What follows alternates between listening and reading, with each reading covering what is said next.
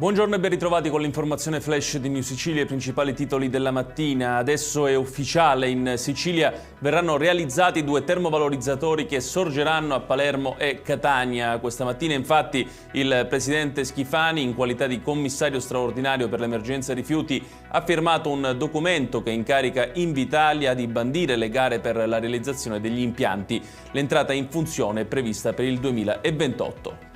È stato riparato il tetto del Teatro Pirandello di Agrigento dopo le polemiche nate per via di infiltrazioni di acqua piovana negli scorsi giorni. Il teatro sarà infatti la sede della cerimonia di inaugurazione di Agrigento Capitale Italiana della Cultura 2025, che il 18 gennaio vedrà la presenza del Presidente della Repubblica Sergio Mattarella e del Ministro della Cultura Alessandro Giuli. 2 giovani sono rimasti feriti in un incidente avvenuto ieri sera a Vittoria nel Ragusano. Il conducente, un quindicenne alla guida di uno scooter sul quale viaggiava con un passeggero diciottenne, ha accelerato nel tentativo di sfuggire a un controllo di polizia, finendo poi contro un'auto in transito. Il ragazzo alla guida versa in condizioni gravi ed è in rianimazione, l'altro ha invece una frattura al femore.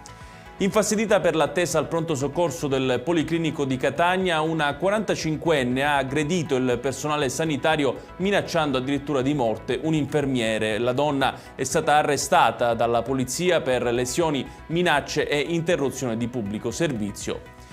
Topolino per un'edizione parlerà in catanese in occasione della giornata nazionale del dialetto e delle lingue locali che ricorre ogni 17 gennaio. Il numero 3608 dello storico fumetto uscirà su base regionale in 4 dialetti: catanese, fiorentino, milanese e napoletano.